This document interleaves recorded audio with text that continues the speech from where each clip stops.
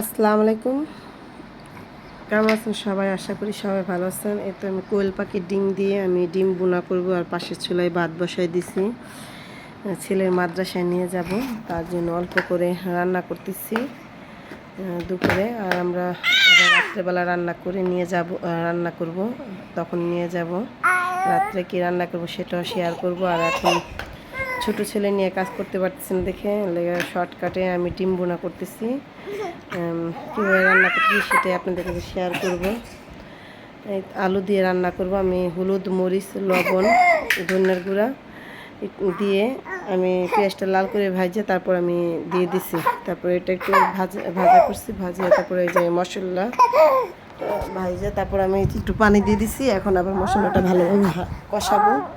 কষানোর পর আমি আলুগুলো দিয়ে দিব। আমার মশলাটা আর একটু কষাবো ভালো করে। আর আমার ভাতটা দেখলাম যে ভাতটা হয়েছে কিনা, এখনও হয় নাই।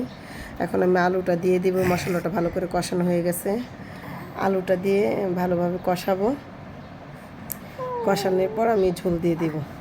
ওকে, আলুটা আমার কয়েকবারই কিন্তু আলুটা আমার সিদ্ধ হয় নাই। আমি আরেকটু পানি দিয়ে ভালো করে আবার একটু কষাবো। পাতলা করে আলুটা কেটে দিছি, তারপর আমার সিদ্ধ হয়নি। যাই হোক, আমি আবার পানি দিয়ে দিব। পানি দিয়ে হালকা একটু পানি দিয়ে আর কি আমি আলুটা সিদ্ধ করব। আর ঝোল পরে দিব, ঝোল ঝোল রান্না করব। আর ভালো লাগলে লাইক, কমেন্ট, শেয়ার করবেন। সকালের কাজ কী করলাম সেটা তো শেয়ার করলাম। এখনও হালকা পাতলা একটু রান্না করতেছি, শুধু ডিম বোনা, শুধু ছেলের জন্য কোয়েল পাখি দিয়ে। এটাই কি আপনাদেরকে দেখানো। যত ভিডিও যত ছাড়তে হবে তার জন্য টুকটাক যাই করি সেটাই আপনাদের কাছে শেয়ার করি। আপনারা আসার সময় আমার পাশে থাকবেন, ভিডিওটা একটু বেশি বেশি করে শেয়ার করে দিবেন। আমি আবারও দেখলাম আমার আলুটা সিদ্ধ হয়নি, যা হয়েছে মোটামুটি। তার জন্য এখন ঝোলের জন্য পানি দিয়ে দিলাম। এই ঝোলেই আমার সিদ্ধ হয়ে যাবে আলুটা। আমি যে একটু বলক উঠালাম ভালোভাবে, তারপর দেখি আলুটা সিদ্ধ হয়ে গেছে। তারপর আমি একটার মধ্যে 4টা কোয়েল পাখি ডিম দিচ্ছি, আর একটার মধ্যে 3টা কোয়েল পাখি ডিম দিছি। ডিম ভুনা করবো।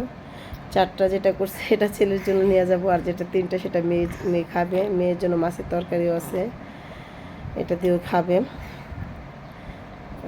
একজনকে দিলে আরেকজনকে না দিলে তো রাগ করবে। আর আমার তরকারিটা হয়ে গেছে, আমি জিরার গুঁড়া দিয়ে দিছি। আর আমি ঝোলটা এই পরিমাণই রাখবো, কারণ যত 2জন খাবে এত বেশি ঝোল রাখবে না। তারপরে আবার পটল ভাজি আছে, আর মাছের তরকারি আছে। এই তো রান্নাটা শেষ।